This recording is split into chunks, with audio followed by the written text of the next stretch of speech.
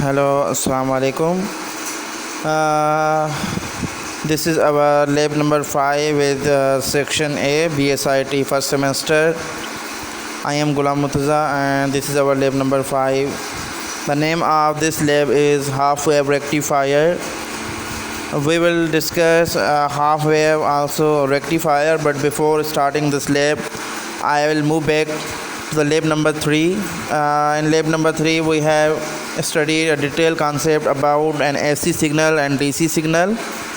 AC stands for alternating current and DC stands for direct current. तो हमारे पास जो AC होता है वो अल्टरनेटिंग सिग्नल होता है। अल्टरनेटिंग का मतलब ये होता है कि वो हर टाइम इंस्टेंट पे अपनी वैल्यू को चेंज कर रहा होता है। अगर आपने देखा होगा तो जब भी आप AC को इमेजिन करते हैं आपके जहन में एक साइनोसाइडल वेव आ जाती है। अगर आप उस साइनोसाइडल का ग्राफ देखें तो साइनोसाइडल के ग्राफ में एक्स एक्सिस पे आता है टाइम और उसके वाई एक्सिस पे आता है उसका मैग्नीट्यूड। अब देखें हर टाइम एक्सिस पे साइनोसाइडल वेव अपने मैग्नीट्यूड को कंटिन्यूसली चेंज कर रही होती है। इसीलिए ही हम इस साइन वेव को कहते हैं कि ये अल्टरनेटिंग है, एसी है, क्योंकि ये हर टाइम इंस्टेंट पे अपनी वैल्यू को चेंज कर रही है। और डीसी जो है दिस इज़ कॉल्ड डायरेक्ट। आपने जब भी डीसी सिग्नल देखा होगा आपने एक स्ट्रेट सिग्नल देखा होगा, एक ऐसा सिग्नल जो कि हमारे पास कंटिन्यूस सिग्नल है, कहीं पर भी वो सिग्नल ब्रेक नहीं हो रहा, बिल्कुल डायरेक्ट है, इसीलिए उसे डीसी सिग्नल कहा जाता है। यानी हर टाइम इंस्टेंट पे उसकी वैल्यू देखेंगे तो उसकी वैल्यू में आपको कोई डिफरेंस नज़र नहीं आएगा। एसी में हमारे पास वोल्टेज के बहुत से कंपोनेंट होते थे। जैसे हमने वोल्टेज में बात की थी कि एसी में एक हमारे पास होता है पीक टू पीक वोल्टेज। एक साइनोसाइडल सिग्नल है, उसकी पीक का मतलब कि हाईएस्ट वैल्यू क्या है, एक पीक से लेकर दूसरी पीक तक। लेकिन याद रखिएगा एक पीक जो है पॉजिटिव तो दूसरी आपको नेगेटिव कंसीडर करनी पड़ेगी। ऐसा नहीं होगा पीक टू पीक यानी एक पॉजिटिव पीक से लेकर दूसरी पॉजिटिव पीक तक। पीक टू पीक का मतलब है एक पॉजिटिव पीक से लेकर नेगेटिव पीक तक या एक नेगेटिव पीक से लेकर एक पॉजिटिव पीक तक जितनी वोल्टेज है सिग्नल की वो वोल्टेज आपकी कहलाती है पीक टू पीक वोल्टेज। उसके बाद हमने एक पीक भी देखा था। मैंने कहा आपके पास अगर पीक टू पीक वोल्टेज आ गया है तो आप क्या करें, डिवाइडेड बाय 2 करें, आपके पास वी पीक वोल्टेज आ जाएगा। वी पीक अगर ग्राफ से देखना चाहें तो वी पीक का मतलब ये होता है कि आपके पास ग्राफ जो है मिनिमम से लेकर एक पीक तक चला जाए, आइदर वो ज़ीरो से लेकर पॉजिटिव पीक की तरफ चला जाए या ज़ीरो से लेकर नेगेटिव पीक की तरफ चला जाए, तो वहाँ पर जो आपके पास वोल्टेज आती है वो वोल्टेज कहलाती है peak voltage. And third the most important component of AC voltage is the VRMS, root mean square voltage. Root mean square आपको बताया था कि root mean square just like एक आपके पास एवरेज वोल्टेज की तरह होता है। ये बिहेव करता है डीसी वोल्टेज की तरह, लेकिन ये होता एसी का ही कंपोनेंट है, ठीक है। जबकि हमारे पास जो होता है डीसी में कोई अल्टरनेटिंग चीज़ नहीं होती, तो इसीलिए हम ना कोई पीक वोल्टेज लेते हैं ना पीक लेते हैं ना आरएमएस। डीसी को जस्ट हम डीसी वोल्टेज ही कहते हैं। सेकेंडली आपके पास एसी सिग्नल की फ्रीक्वेंसी होती है। आपने एसी सिग्नल को जब भी कंसीडर करेंगे साइनोसाइडल सिग्नल को इमेजिन में रखेंगे तो साइनोसाइडल में एक कंप्लीट उनकी वेव होती है। फ्रीक्वेंसी का मतलब एक सेकेंड में कितनी वेव्स पास हो रही हैं। तो अब एसी सिग्नल जो है वो आइडेंटिफाई करना बहुत आसान है। हम एसी सिग्नल को देखकर बता सकते हैं एक सेकंड में कितनी वेव्स पास हो रही हैं। तो एसी सिग्नल की फ्रीक्वेंसी काउंट करना भी आसान है, यानी ये कह सकते हैं एसी सिग्नल की फ्रीक्वेंसी होती है। जब आप क्या करेंगे डीसी सिग्नल की तरफ जाएंगे तो डीसी सिग्नल में आप देखेंगे डीसी सिग्नल कभी भी डिसकंटिन्यूस नहीं होता। वो जैसे स्टार्ट होता है तो फिर कंटिन्यूस ही हो जाता है। डीसी सिग्नल कहीं पर भी आपको ब्रेक होता हुआ नज़र नहीं आएगा। जब वो ब्रेक होता हुआ नज़र नहीं आएगा इट मीन्स के अब सिग्नल रिपीट ही नहीं हुआ है। ऐसा होता सिग्नल कहीं पर ब्रेक हो जाता एंड देन पीछे वाले जो सिग्नल था उसकी जो है शेप जो है वो अपना लेता, उसकी शेप अडॉप्ट कर लेता, तो हम कहते हैं कि now it has been started और इट हैज़ बीन रिपीटेड। तो देखिए अब जो है एक सिग्नल डीसी सिग्नल वो स्टार्ट हुआ है और कंटिन्यूस चलता जा रहा है, तो इसीलिए यानी कि उसकी कोई वेव रिपीट ही नहीं हुई है। जब रिपीटेशन नहीं हुई है तो इट मीन्स के डीसी सिग्नल की फ्रीक्वेंसी भी ज़ीरो ही है। अब देखें आपके पास जितनी भी होम अप्लाइंसेस हैं, ना सारी एसी पे चलती हैं ना सारी डीसी पे चलती हैं। आपकी कुछ अप्लाइंसेस एसी पे चल रही होती हैं और आपकी कुछ अप्लाइंसेस डीसी पे चल रही होती हैं। यानी आपके पास इलेक्ट्रिसिटी की बात करें तो इलेक्ट्रिसिटी में जो भी प्रॉपर्टीज़ हैं, जो भी कंपोनेंट हैं, हर एक के दो फॉर्म अवेलेबल हैं। अगर आप इलेक्ट्रिसिटी में वोल्टेज की बात करें तो आपके पास वोल्टेज के दो फॉर्म हैं कि आप कौन से वोल्टेज की बात कर रहे हैं, एसी वोल्टेज की बात कर रहे हैं या डीसी वोल्टेज की। अगर आपके पास करंट है तो आप किस करंट की बात कर रहे हैं, एसी करंट की बात कर रहे हैं या डीसी करंट की। अगर पावर है तो सेम पावर के लिए भी वही चीज़ यूज़ होगी कि आप एसी पावर यूज़ कर रहे हैं या डीसी पावर यूज़ कर रहे हैं। यानी हमारे पास वोल्टेज, करंट और पावर की दो फॉर्म्स अवेलेबल हैं और हमें पता है कि हमारी कुछ चीज़ें एसी पे चल रही होती हैं, कुछ चीज़ें डीसी पे चल रही होती हैं। तो इसीलिए अगर हम कन्वर्ट करना चाहें एसी को डीसी में या डीसी को एसी में कन्वर्ट करना चाहें तो इस कन्वर्ट करने के लिए, इस कन्वर्जन के लिए हमारे पास हैं कुछ कन्वर्टर। हमारे पास दो वोल्टेज की फॉर्म है एसी और डीसी, तो दो से हमारे पास जो कॉम्बिनेशन बनती हैं, चार कॉम्बिनेशन बनती हैं। यानी हमारे पास जो कन्वर्टर अवेलेबल हैं वो टोटल 4 टाइप्स के कन्वर्टर अवेलेबल हैं और जिसमें से हम एक को आज की लैब में डिस्कस करेंगे। चलें इससे पहले हम स्लाइड को थोड़ा सा रीड कर लेते हैं। कहता है in our nature 2 forms of voltage, current and power exist. अभी बता कर आया हूँ कि करंट की बात करेंगे तो आप कहेंगे कि एसी करंट है या डीसी। वोल्टेज की बात करेंगे तो आप कहेंगे एसी वोल्टेज है या डीसी। अगर पावर की बात करेंगे तो आप कहेंगे एसी पावर है या डीसी पावर है। AC power, AC stands for alternating and DC stands for direct. In certain application we require AC component and in some application DC component. यानी किसी जगह पर हमें AC का यूज़ हो रहा होता है और किसी जगह पर हमारे पास DC का यूज़ हो रहा होता है। Therefore we have a need to change AC into DC and DC into AC. तो certain places में हम क्या करेंगे, जहाँ पर हमें AC अवेलेबल होगा लेकिन हमारी रिक्वायरमेंट डीसी होगी, तो फिर हम क्या करेंगे, एक ऐसा कन्वर्टर यूज़ करेंगे जो उस एसी सिग्नल को कन्वर्ट करके हमें डीसी देगा। अगर किसी एप्लीकेशन में हमारे पास डीसी वोल्टेज अवेलेबल है लेकिन हमें चाहिए एसी, तो वहाँ पर हम एक ऐसा कन्वर्टर यूज़ करेंगे जो डीसी वोल्टेज को कन्वर्ट करके हमें एसी में दे दे। For such application we have a converter. तो ऐसी एप्लीकेशन के लिए हमारे पास कन्वर्टर्स अवेलेबल हैं। Okay, what are converters? A converter is you may say a converter is a device which convert one form of a voltage to the another.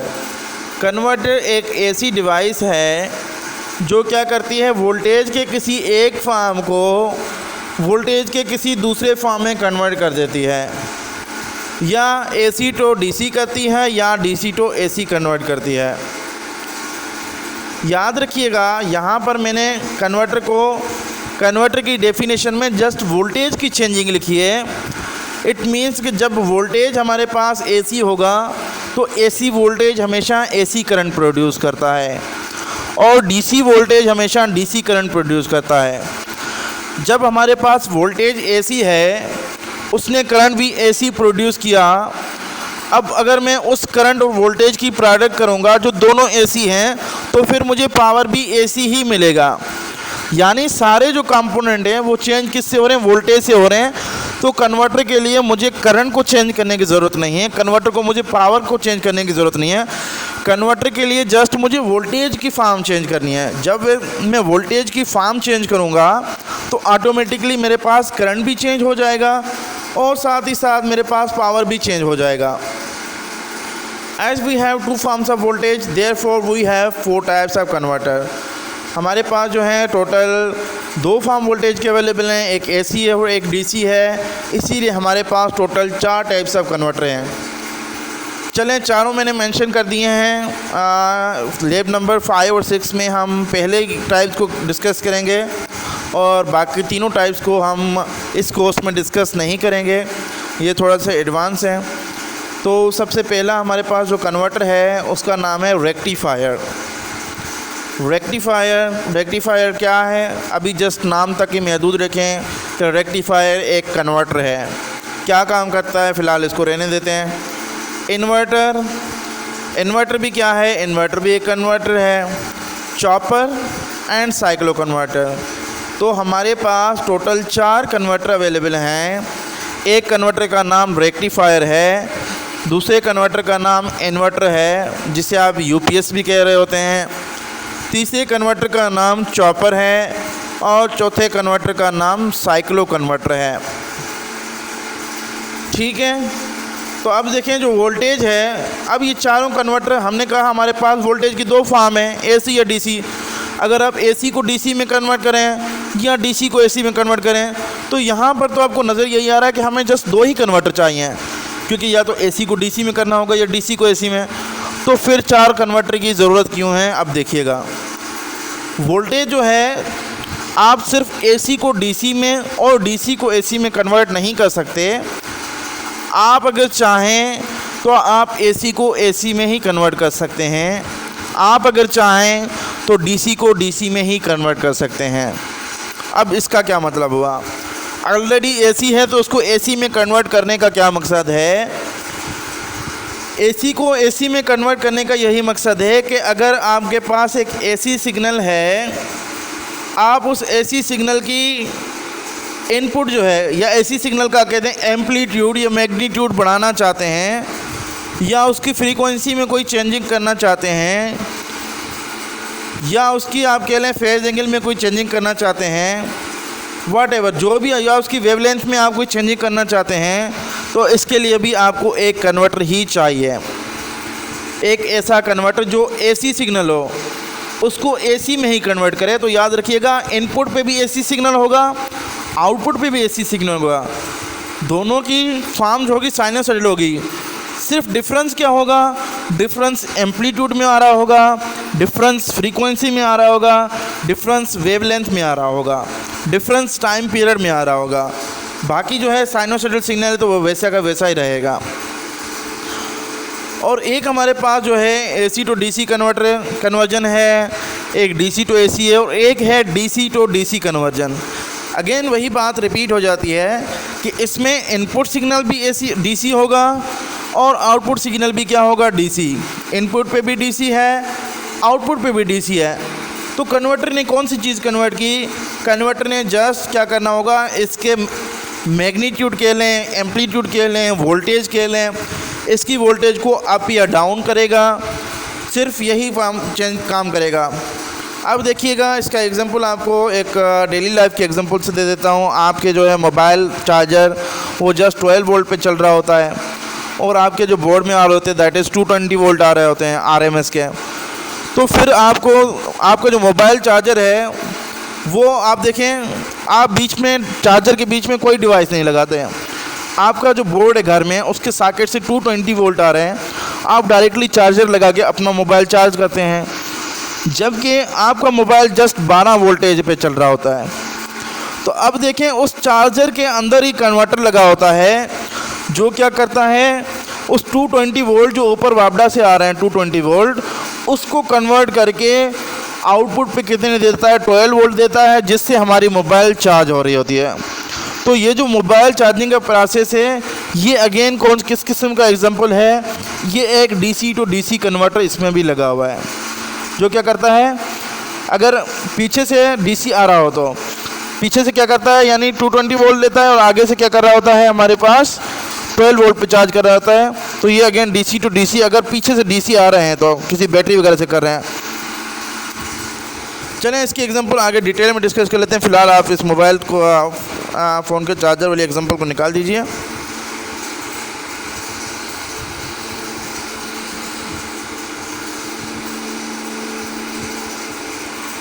Okay, a converter which convert DC into AC, एक ऐसा converter जो DC को AC में convert कर रहा हो, इस किस्म का कन्वर्टर हमारे पास इन्वर्टर कहलाता है। इन्वर्टर भी एक कन्वर्टर है जिसकी इनपुट डीसी है और इसकी आउटपुट पे एसी है, तो ये हमारे पास इस किस्म का कन्वर्टर कहलाता है इन्वर्टर। इसका एग्जांपल यूपीएस है। आप देखें यूपीएस क्या होता है, चार्ज होता है, चार्ज उसमें स्टोर होते हैं और स्टोरिंग डीसी की प्रॉपर्टी है, यानी बैटरी है ना यूपीएस भी। तो ये क्या कर रहा था, अपने उसके अंदर वोल्टेज स्टोर हो रहे होते हैं, वो जो वोल्टेज स्टोर हो रहे हैं वो डीसी हो रहा होता है। और अगर आप देखें तो आपके पास वही डिवाइसेस या वही फ़ैन जो पहले एसी पे चल रहे थे, अब वो बैटरी पे भी चलना स्टार्ट हो जाते हैं। तो हम ये नहीं कह सकते कि वो जो है फ़ैन वो सिर्फ एसी पे चल रहे होते हैं, तो उनको हम जो है डीसी से नहीं चला सकते। यस, आप सारी ऐसी डिवाइसेस को डीसी पे भी चला सकते हैं, लेकिन उसके लिए कन्वर्टर लगाना पड़ेगा। ऐसा कन्वर्टर जो क्या करे, डीसी को कन्वर्ट करके एसी दे।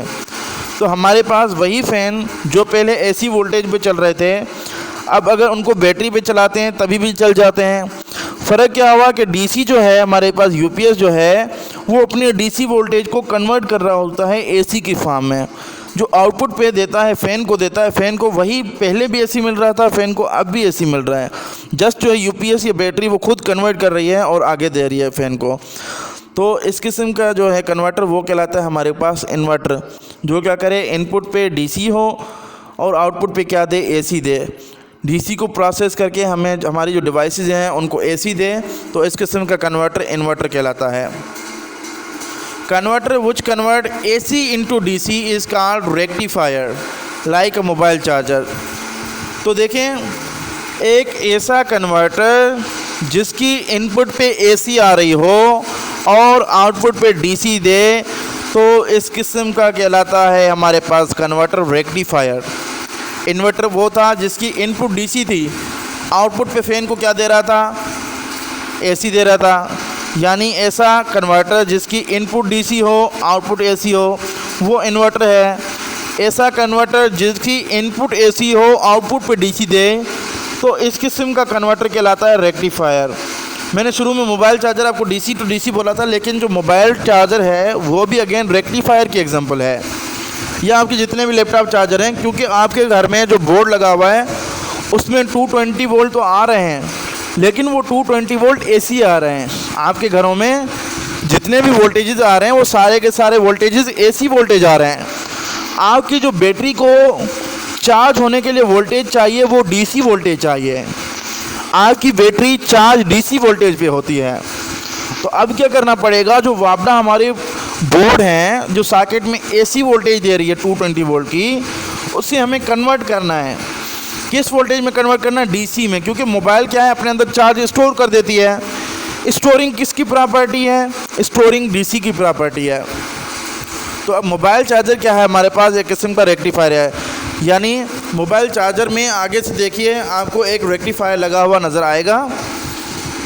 एक आपके पास वेब शेप का होता है, वो रेक्टिफायर लगा होता है, जो पीछे से मदरबोर्ड से एसी लेकर आगे आपके पास मोबाइल को डीसी देता है और आपके मोबाइल चार्ज होना शुरू हो जाती है। अ converter which convert DC into DC is called chopper. एक ऐसा कन्वर्टर जिसकी इनपुट पे भी डीसी हो और आउटपुट पे भी डीसी हो।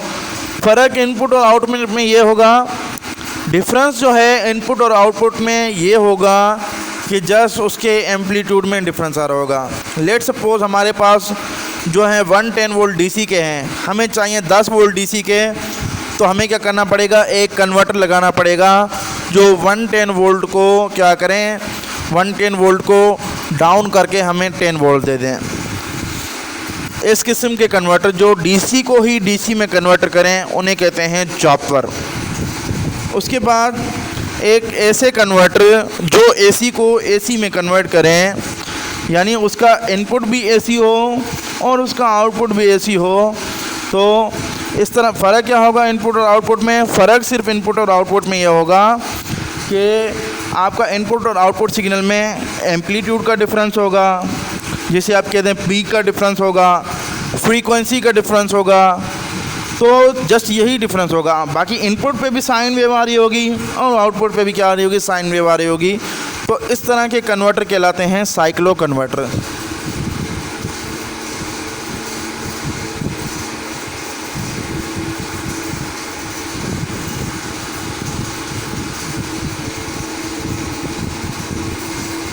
हमारे पास उसके बाद रेक्टिफायर। अभी हम पढ़ कर आए हैं कि रेक्टिफायर एक ऐसा कन्वर्टर है जो एसी को डीसी में कन्वर्ट करता है। इनपुट पे एसी लेता है, आउटपुट पे डीसी देता है, जिसकी एग्जांपल हमने मोबाइल चार्जर कहा था।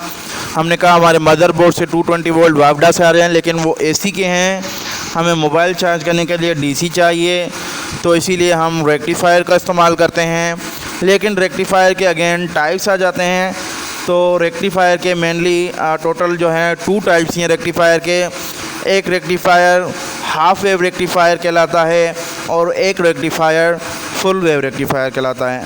इस स्लाइड तक जस्ट आपने ये ध्यान में रखना है कि रेक्टिफायर एक कन्वर्टर है जो एसी को डीसी में कन्वर्ट करता है, और इसके टोटल 2 टाइप्स हैं। 2 टाइप्स की हमारे पास जो है रेक्टिफायर मौजूद हैं। एक रेक्टिफायर हाफ वेव रेक्टिफायर है और एक रेक्टिफायर फुल वेव रेक्टिफायर है। आज की लैब में हम हाफ वेव रेक्टिफायर पढ़ेंगे। इससे लैब नंबर जब हम 6 की तरफ जाएंगे तो उसमें फुल वेव रेक्टिफायर पढ़ेंगे। और जो हमारे पास फुल वेव रेक्टिफायर होता है उसे सम टाइम हम ब्रिज रेक्टिफायर भी कहते हैं, क्योंकि उसकी जो शेप है वो जस्ट लाइक एक ब्रिज बन रही होती है। जो उसमें डायोड शेप बनाए होते हैं आपस में, वो एक ब्रिज की तरह शेप बनाकर खड़े होते हैं, जिसकी वजह से हम उन्हें कहते हैं कि ये फुल वेव रेक्टिफायर है या ये एक ब्रिज रेक्टिफायर है।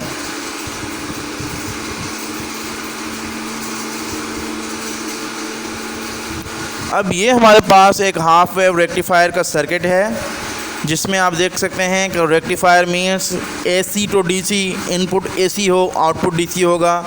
तो इसीलिए मैंने इनपुट पे एक एसी सिग्नल, साइनोसाइडल सिग्नल या एसी सप्लाई दिया हुआ है।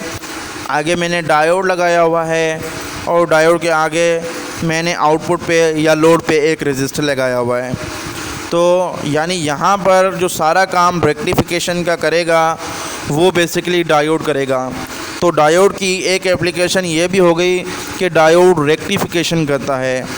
रेक्टिफिकेशन का क्या मतलब है, किस तरह हो रही है, ये हम जो है इससे नेक्स्ट स्लाइड में जाते हैं और उसके बाद मैं फिर यहाँ पर वापस आ जाऊँगा।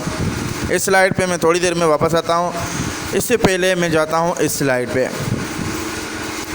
इस स्लाइड में देखिए, सबसे पहले ऊपर आपको एक साइनोसाइडल सिग्नल नज़र आ रहा होगा जो एसी सिग्नल है, क्योंकि रेक्टिफायर की इनपुट आती ही एसी है। तो हमने एक एसी सिग्नल लिया है जिसकी एक कंप्लीट वेव ली है। एक वेव पॉजिटिव है, एक वेव नेगेटिव है, यानी एक कंप्लीट वेव है जिसमें उसका हाफ पोर्शन जो है वो पॉजिटिव की साइड है और उसका हाफ पोर्शन किसकी साइड है, नेगेटिव की साइड है। तो जो हाफ पोर्शन जब अप्लाई कर रहे हैं तब सर्किट पे क्या इफ़ेक्ट पड़ेगा, जब सेकंड हाफ अप्लाई कर रहे हैं तब सर्किट पे क्या इफ़ेक्ट पड़ेगा। इसीलिए हमने 2 सर्किट बनाए हैं। या इन अदर वर्ड्स में ये कहना चाहूँ कि जब पॉजिटिव हाफ अप्लाई कर रहे हैं तब सर्किट पे क्या फ़र्क पड़ेगा, तब डायोड पे क्या फ़र्क पड़ेगा। जब आप नेगेटिव हाफ अप्लाई कर रहे हैं तब सर्किट पे क्या फ़र्क पड़ेगा, तब डायोड पे क्या फ़र्क पड़ेगा। तो चलिए सबसे पहले हम आते हैं पॉजिटिव साइकिल की तरफ। जब हम पॉजिटिव हाफ साइकिल या इनपुट का ऊपर वाला पोर्शन अप्लाई करते हैं तो पॉजिटिव हाफ साइकिल का ये मतलब है पॉजिटिव वोल्टेज अप्लाई कर रहे हैं। पॉजिटिव हाफ साइकिल का मतलब हम पॉजिटिव एसी सिग्नल अप्लाई कर रहे हैं। पॉजिटिव एसी सिग्नल का मतलब कि उसका पॉजिटिव टर्मिनल ऊपर होगा, उसका नेगेटिव टर्मिनल नीचे होगा। ये हमने voltage adding end voltage opposing में हमने पढ़ा था कि एक ऐसा वोल्टेज सोर्स जिसका पॉजिटिव टर्मिनल ऊपर हो, नेगेटिव नीचे हो, वो वोल्टेज सोर्स पॉजिटिव होता है।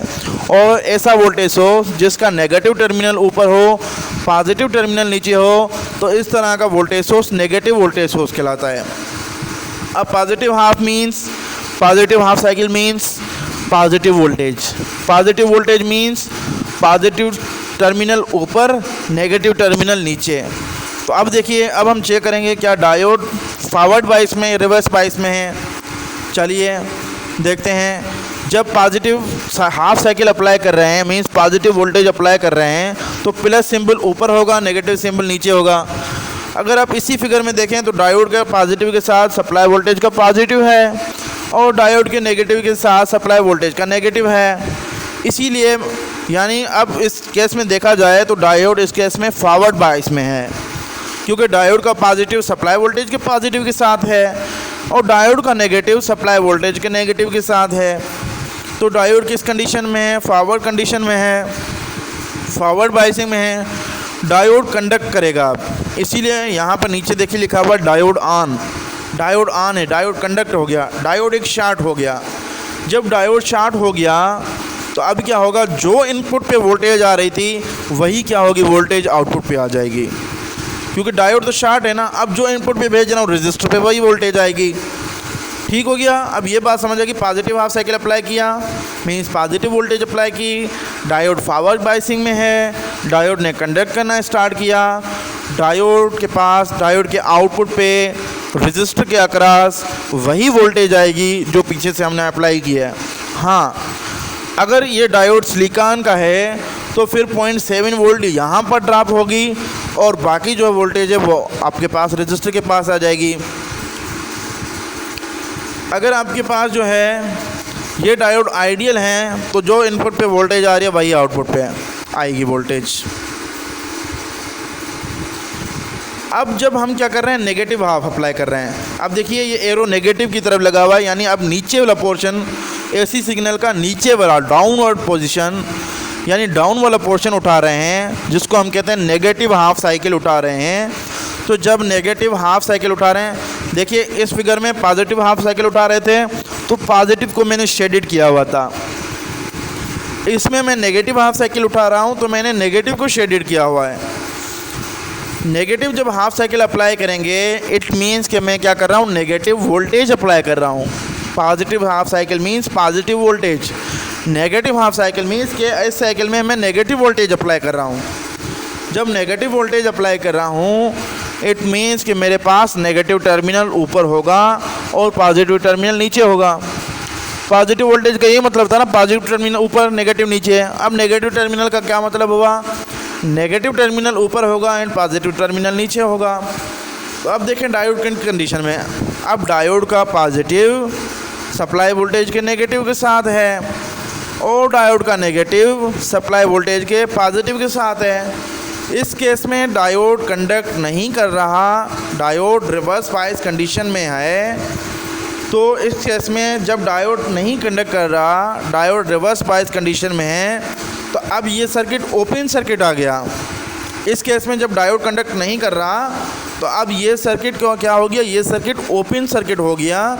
जब ये सर्किट ओपन सर्किट हो गया तो अब आपके पास इनपुट की कोई भी वोल्टेज आउटपुट की तरफ नहीं जाएगी। अब बीच में डायोड ओपन हो गया, डायोड रिवर्स बायस हो गया, तो अब आउटपुट पे आपके पास कोई वोल्टेज अपीयर नहीं होगी। इस केस में आपके पास आउटपुट वोल्टेज क्या होगी, बिल्कुल ज़ीरो होगी।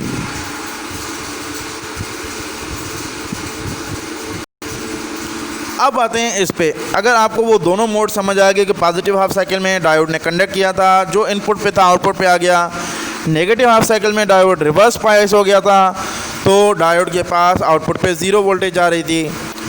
अब अगेन देखिए हाफ वेव रेक्टिफायर का सर्किट तो यही है, बहुत सिंपल सर्किट है। एसी सिग्नल अप्लाई करें, सिंगल डायोड प्लेस करें और एक क्या उठाएं, रजिस्टर आउटपुट पे लगाएं।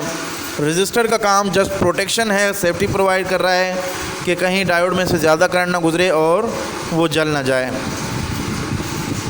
तो देखिएगा अब ये सर्किट तो वही सर्किट है जो हम ऑलरेडी डिस्कस करके हैं। अब इस एसी ये जो सिग्नल्स बने इनको समझिएगा।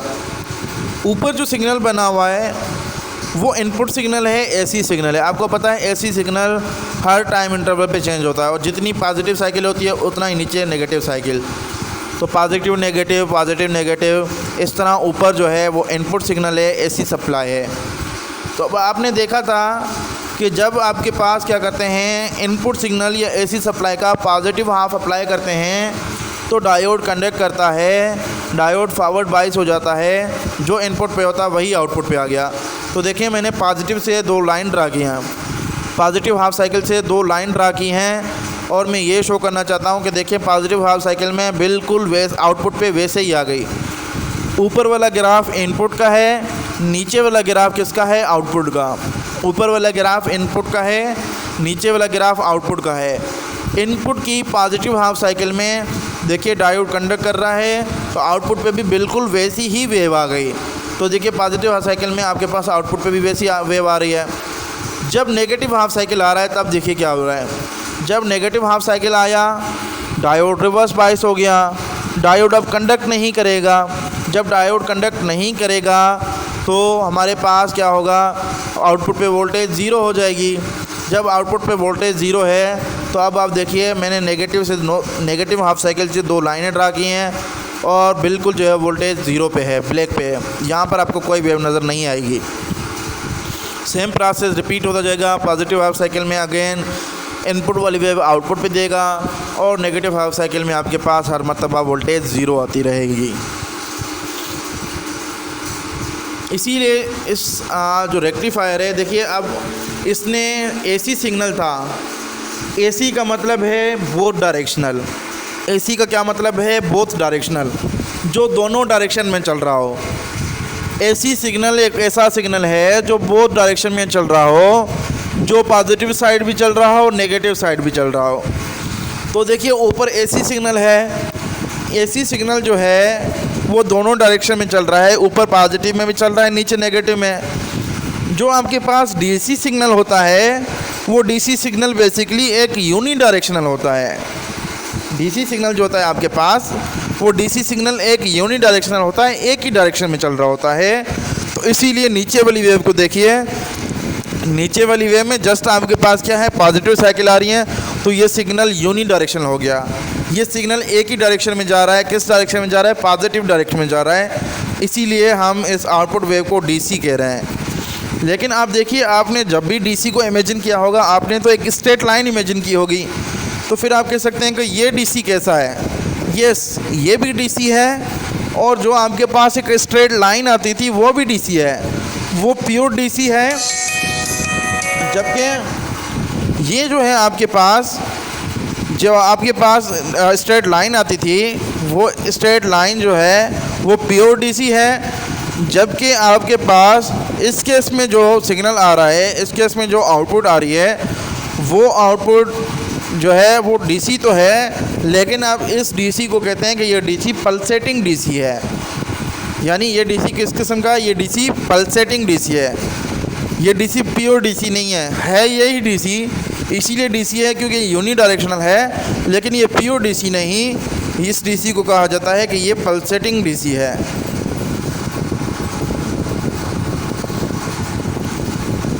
तो इसमें अगेन आई है कि अच्छा चलें, यहाँ पर थोड़ी सी बात रह गई। ये तो बात क्लियर हुई कि एसी सिग्नल बोथ डायरेक्शन में जाता है, डीसी वन डायरेक्शन में जाता है। इनपुट पे एसी था, आउटपुट में डीसी मिल गया।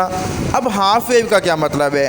हाफ वेव का ये मतलब है कि जब मैंने इनपुट की एक कंप्लीट वेव अप्लाई की, तो उस पर इसने आउटपुट पे जस्ट हाफ वेव दे दी। इसने पॉजिटिव हाफ साइकिल में तो आउटपुट दे दिया है, लेकिन नेगेटिव हाफ साइकिल में आउटपुट क्या दे रहा है, ज़ीरो दे रहा है।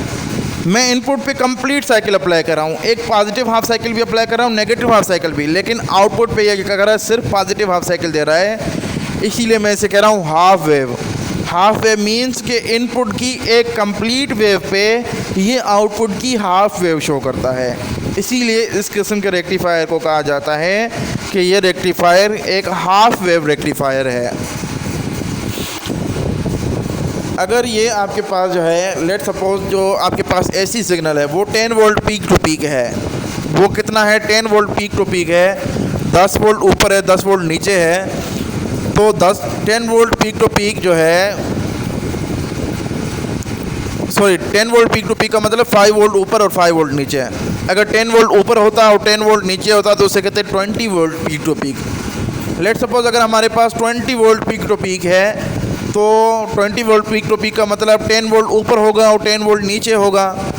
तो आपके पास जो आउटपुट की वेव है उस पर जस्ट 10 वोल्ट ही अपीयर आ रहे होते हैं। वो 20 वोल्ट नहीं देता, वो 10 वोल्ट आपको देता, क्योंकि वो नेगेटिव हाफ साइकिल को एब्जॉर्ब कर रहा है, उसको कंसीडर नहीं कर रहा।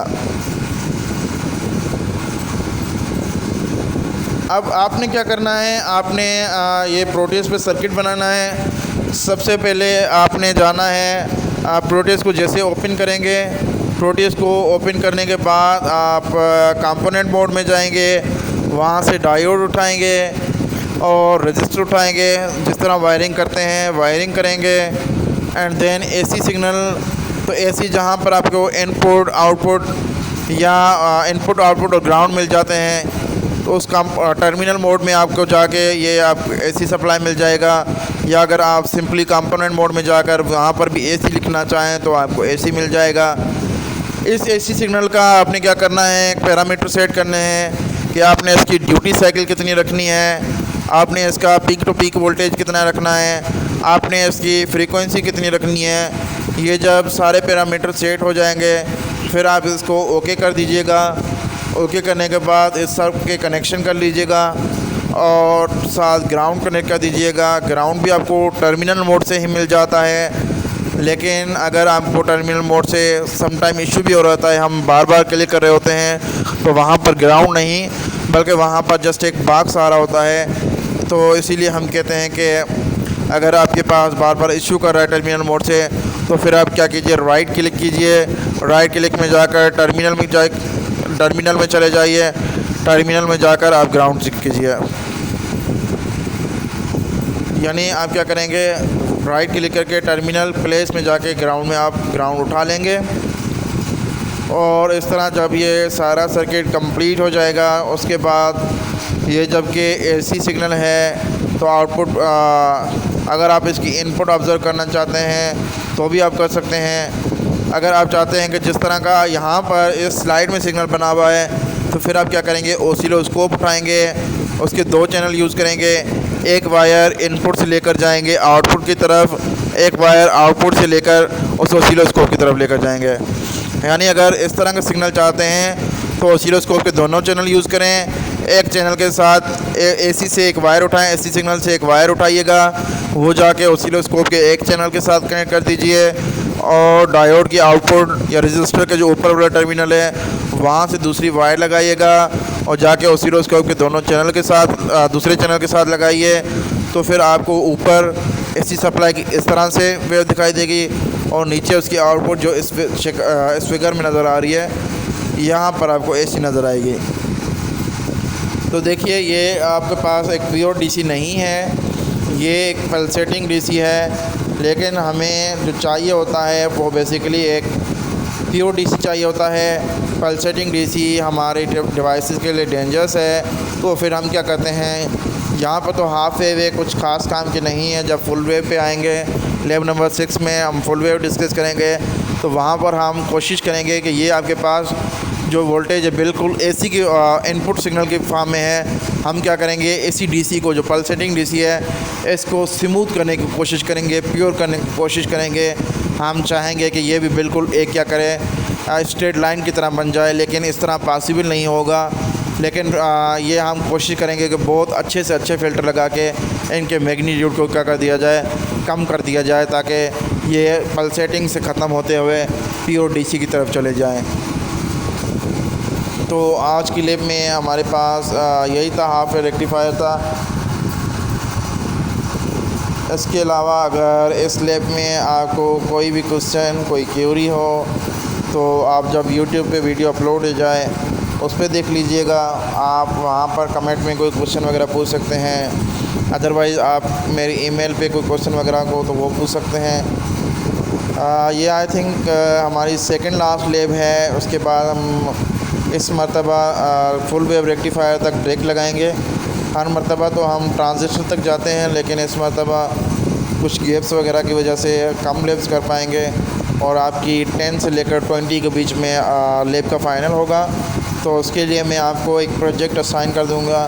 हर एक ने इंडिविजुअल वो प्रोजेक्ट सॉफ्ट फॉर्म में प्रोटीज पे करना होगा।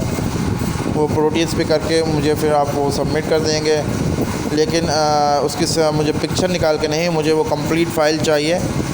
प्रोटीएस फ़ाइल चाहिए ताकि मैं उसको रन करके उसके आउटपुट चेक कर सकूं। तो ये आपने जल्दी से जल्दी सबमिट करना होगा।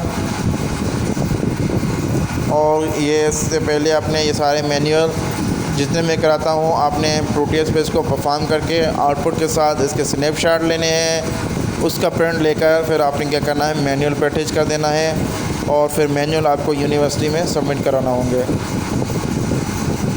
तो इसकी सिमुलेशन फिर आप आई थिंक खुद कर लेंगे, मैंने सारा कुछ बता दिया है। तो इसकी आउटपुट मुझे ज़रूर निकाल कर ज़रूर भेजिएगा। मैं मंडे तक आपका वेट करूँगा कि आप जो है इसकी आउटपुट निकाल कर मुझे भेज दीजिएगा।